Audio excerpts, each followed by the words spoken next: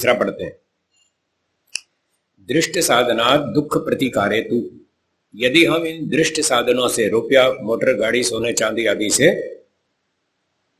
दुख का प्रतिकार करें, दुख का विनाश करें, प्रतिकार विनाश, यदि हम इन साधनों से दुख का नाश करें भी तो क्या होगा?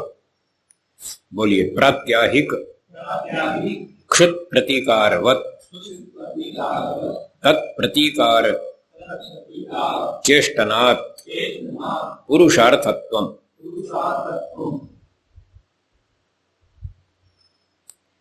एक व्यक्ति ने शंका उठाई कि जी आप बता रहे हैं कि ये रोटी कपड़े मकान पैसे से, सोने चांदी बंगले आदि से कोई मोक्ष तो होने वाला नहीं, तो जब मोक्ष नहीं होने वाला तो फिर छोड़ दो ना रोटी खाना, क्यों खाते? कपड़े पहनना छोड़ दो, पानी पीना छोड़ दो, बंगला बनाना छोड़ दो, कार खरीदना छोड़ दो, जब इनसे मोक्ष तो होता नहीं, फिर क्यों पकड़े बैठे हो? तो इसका उत्तर दिया। इसका उत्तर है कि जैसे हम भूख लगती है तो रोटी खाते हैं, रोज खाते हैं, उससे भी भूख की निवृत्ति तो होती है। हम ये थोड़ी कह रहे रोटी खाना बेकार है, ये नहीं कह रहे हम। थोड़ा ध्यान से पकड़ेंगे बात को तो समझ में आ जाएगी। हम ये नहीं कह रहे कि रोटी खाना व्यर्थ है, ये नहीं कह रहे। हम ये कह रहे हैं रोटी खाने से 4-6 घंटे की भूख मिटती है, हमेशा के लिए नहीं मिटती। हम तो ये कह रहे हैं तो 4-6 घंटे के लिए दुख से बचना, वो भी तो हमारा प्रयोजन है। इतना तो लाभ ले लो, इसलिए रोटी खाओ, मना नहीं कर रहे। कपड़ा पहनो, रोटी खाओ, मकान बनाओ, कार खरीदो, पंखा चलाओ, एसी लगाओ, सब ठीक है, पर इससे मोक्ष की आशा मत रखना, बस ये कह रहे, ये कह रहे। तो भाष्य पढ़ते हैं। प्रत्यहम यथा क्षुत प्रतिकारो भोजनात् क्रियते, जैसे प्रतिदिन, प्रति अहम, अहम माने दिन, प्रतिदिन हम भोजन खा करके भूख का निवारण करते हैं। क्षुत प्रतिकार, भूख, क्षुत माने क्षुधा, भूख। जैसे प्रतिदिन भोजन खाकर हम भूख का निवारण करते हैं, तद्वत् वैसे ही तत्प्रतिकार चेष्टनात् तस्य त्रिविध दुःखस्य प्रतिकार व्यापारात्, 3 प्रकार के दुखों का विनाश करने की चेष्टा से, जो हम 3 दुखों का पूरी तरह से नाश करना चाहते हैं, तो पूरा तो नाश भले ही नहीं होगा, लेकिन फिर भी कुछ कुछ तो होगा। 6-6 घंटे के लिए तो दुख हटेगा ना, इसलिए पुरुषार्थता भवतु, ये भी पुरुष का प्रयोजन है। 6 घंटे की भूख के दुख से बचना, ये भी तो हमारा प्रयोजन है। गर्मी से बचना, ये भी प्रयोजन है। सिद्धि के लिए हमें इनका प्रयोजन, इनका लाभ लेना चाहिए और थोड़ी थोड़ी देर का प्रयोजन सिद्ध करना चाहिए। इतना लाभ तो होगा। न अत्यंत पुरुषार्थता इति यावत्, इससे मोक्ष नहीं मिलेगा, बस हम ये कहना चाहते हैं। ठीक है, स्पष्ट हो गया ना? तो इससे मोक्ष की उम्मीद मत रखना। हाँ, 6-6 घंटे के दुख के लिए तो ये साधन उपयोगी है, इनका लाभ ले लो। है इति यावत्, ऐसा अभिप्राय है। इति यावत्, हम ये कहना चाहते हैं, हमारा ये तात्पर्य है। ठीक है, ऐसा कहना चाह रहे हैं कि जितने हमारे पास साधन है उतना ही उतना ही होगा। एक अभी आगे और बताएंगे, एक साधन से एक ही दुख दूर होगा और 2-4 घंटे के लिए होगा, 2-4 महीने के लिए होगा। कोई साधन ऐसा है जो आपको थोड़ा लंबे समय के लिए भी बचा देगा दुख से। आपने पैसे जमा कर लिए, मान लो 2-4 लाख, 5 लाख, 10 लाख, 20 लाख, 50 लाख जमा कर लिए, तो ये आपके लिए 50 साल के लिए सुरक्षा कर देगा। भविष्य के लिए कोई समस्या आई तो आपके पास पैसे हैं, आप दवाई खरीद लेंगे, बीमार हुए दवाई खरीद लेंगे, ठंडी लगती है रजाई खरीद लेंगे, कंबल खरीद लेंगे, जैकेट खरीद लेंगे। तो भौतिक साधन, पैसा, रुपया, जमीन, मकान आपको 50, 60, 100 साल के लिए सुरक्षा दे पाएगा, हमेशा के लिए नहीं, ये कहना चाहते। और रोटी खाई तो 4-6 घंटे। वो बात इसमें कही कि जो साधन है वो एक सीमित समय तक के लिए सुख दे पाए जी, हमेशा के लिए नहीं। ये मुख्य बात है इस सूत्र की। भौतिक साधन थोड़ी देर के लिए आपको दुख से बचा पाएगा, हमेशा के लिए नहीं। 3 दुखों से पूरी तरह नहीं छुड़ा पाएगा, हमेशा के लिए वो नहीं कर पाएगा। उसके लिए तो कुछ और ही उपाय ढूंढना पड़ेगा। ठीक है जी, सूत्र का अर्थ लिखिए।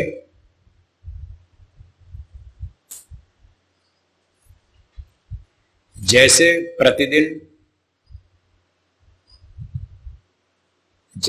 प्रतिदिन भूख के दुख से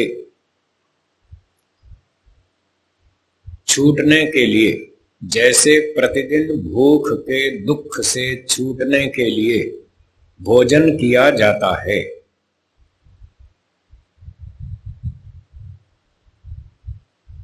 वैसे ही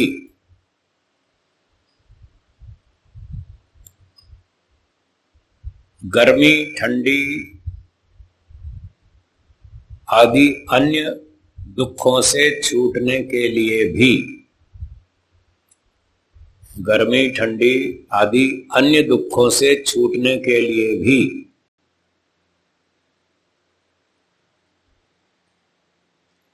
हम भौतिक साधनों का प्रयोग कर लेंगे।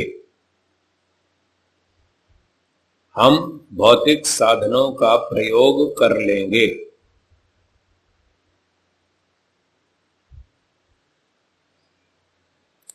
परंतु यह भी हमारा प्रयोजन है, यह भी हमारा प्रयोजन है।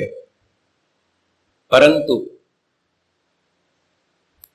इन भौतिक साधनों से, परंतु इन भौतिक साधनों से मोक्ष तो नहीं मिल पाएगा,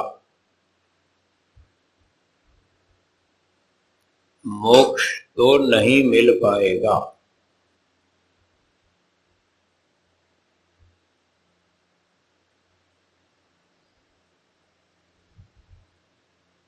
क्यों जी? ठीक है।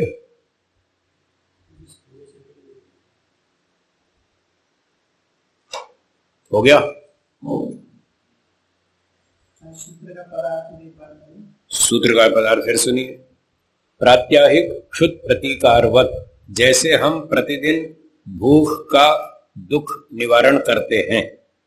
क्षुत भूख, प्रतिकार निवारण, विनाश।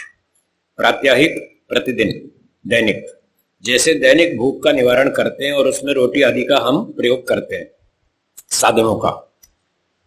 तत्प्रतिकार चेष्टनात्, ऐसे ही जो अन्य दुख हैं, गर्मी, ठंडी, सर्दी आदि, उनके भी हम प्रतिकार का चेष्टा करते हैं, उनका भी विनाश करते हैं।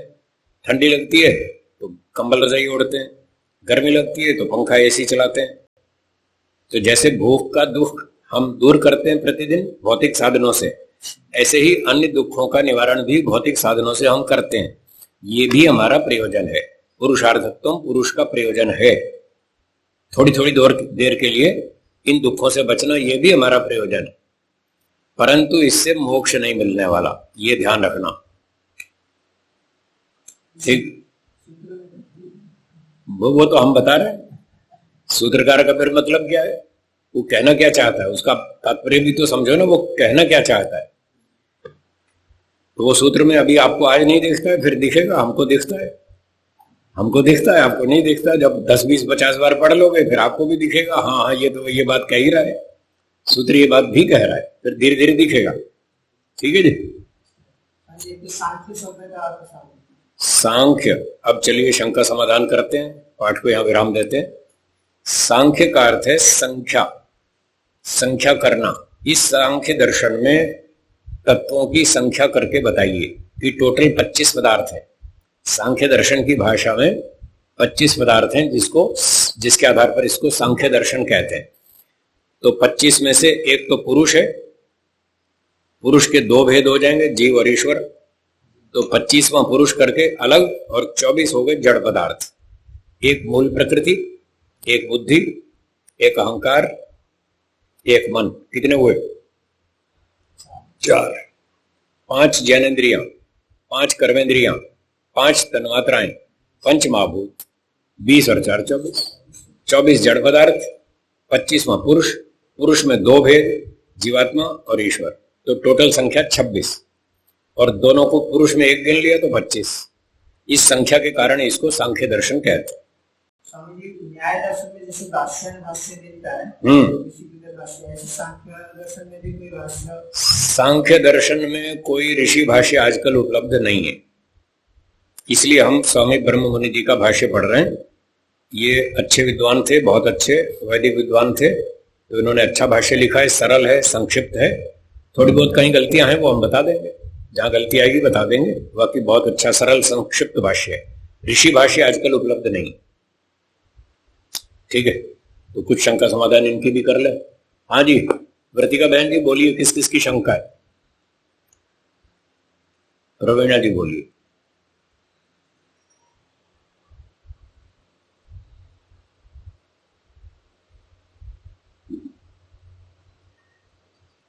प्रद्युम्न जी बोलिए, आपका प्रश्न। नमस्ते जी।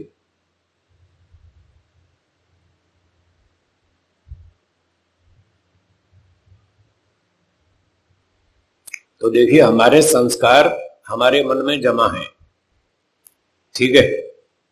उन संस्कारों से वृत्तियां पैदा होती है। एक चक्र तो है संस्कार और वृत्ति का। तो संस्कारों से वृत्ति पैदा होती है, मतलब विचार पैदा होते हैं, और फिर उन विचारों से नए संस्कार बनते हैं। एक चक्र ये है, संस्कार से वृत्ति, वृत्ति से संस्कार, संस्कार से वृत्ति, वृत्ति से संस्कार, एक चक्र ये है। और एक संस्कार और क्लेशों का चक्र है। संस्कार से क्लेश बनते हैं, क्लेशों से नए संस्कार बनते हैं, फिर उन संस्कारों से क्लेश नए नए पैदा होते रहते हैं, उन क्लेशों से फिर नए संस्कार बनते हैं। तो क्लेश का मतलब है 5 क्लेश: अविद्या, अस्मिता, राग, द्वेष, अभिनिवेश। तो संस्कारों से ये क्लेश बनते रहते हैं और उससे आगे संस्कार बनते रहते हैं। और दिन में जो हम व्यवहार में विचार करते रहते हैं, उन विचारों का नाम है वृत्ति। तो उन वृत्तियों का कारण भी ये संस्कार है। संस्कारों की वजह से ये वृत्तियां या विचार उठते रहते हैं, और उन विचारों से फिर नए संस्कार बनते हैं। उदाहरण के लिए, एक व्यक्ति में चोरी का संस्कार है, एक व्यक्ति में चोरी का संस्कार है, उससे विचार आता है चोरी कर लो, ये वृत्ति है। तो इस संस्कार से वृत्ति बनी, चोरी कर लो। अब इस वृत्ति से, अर्थात इस विचार से फिर नया संस्कार बनेगा, चोरी में फायदा है, करनी चाहिए। तो ये इस प्रकार से 2 चक्र चलते हैं, संस्कार का वृत्ति के साथ और एक संस्कार का क्लेशों के साथ ना। ये दोनों एक दूसरे के नहीं होता, ये एक दूसरे के पूरक है, एक दूसरे को बढ़ाते जाते हैं। जैसे बीज से अंकुर, और अंकुर से नया बीज, फिर उस बीज से नया अंकुर, नए अंकुर से नया बीज, ऐसे चक्र चलता है।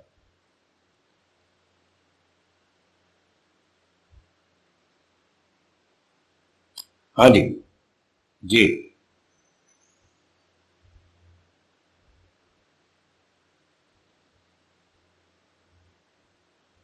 मोक्ष में आनंद कैसे मिलता है? उसका उत्तर है कि मोक्ष में ईश्वर अपनी शक्ति दे देता है। ईश्वर की शक्ति से आत्मा आनंद भोग लेता है मोक्ष में। संसार में प्रकृति के साधनों से काम करता है, वहां ईश्वर की शक्ति से करता है, ये अंतर है। ठीक है।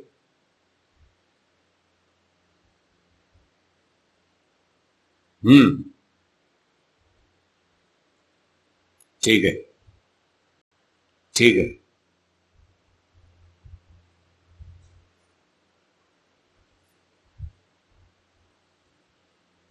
जी।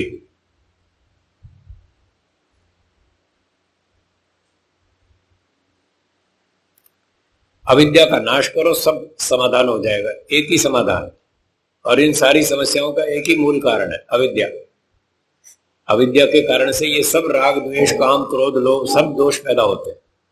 और एक ही इलाज है, अविद्या का नाश करो, सारे दोष खत्म हो जाएंगे, शांति आ जाएगी। अपने पास तो सीधा शॉर्टकट इलाज है। वो तो ड्रामा है, खाली लोगों को बेवकूफ बनाते हैं, मशीनें लगाते हैं, नई नई बातें बताते हैं, पैसा उठते हैं। उनका तो पैसा लूटने का काम, इसलिए वो सारा तामझाम खड़ा करते हैं। अपने यहां सीधा शॉर्टकट है, अविद्या का नाश करो, सारी समस्या खत्म। ठीक है जी।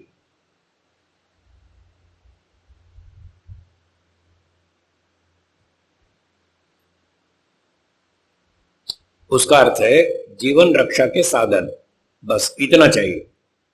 ज्यादा के चक्कर में पड़े तो फिर फंस जाओगे, मकड़ी के जाले की तरह मकड़ी में उलझ के रह जाओगे, फिर रिजल्ट ही आएगा। इच्छाओं का कोई अंत नहीं है, उसी में डूब के मर जाएंगे। तो जितनी जरूरत है उतनी चीजें इकट्ठी कर लें, ये मनोवांछित इतना का, इसका तात्पर्य यहां तक है, बस इससे अधिक नहीं।